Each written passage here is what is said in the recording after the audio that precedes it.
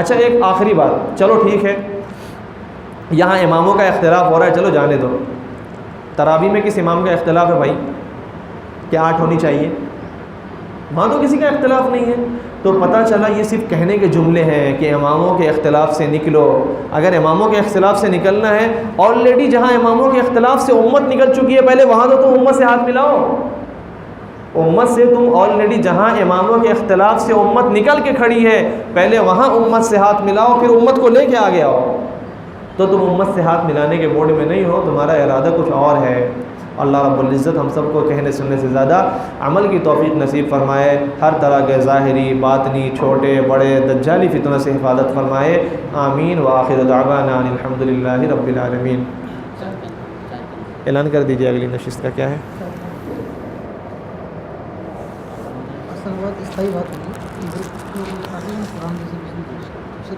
سبھی چائے کا انتظام کیے گئے ہیں.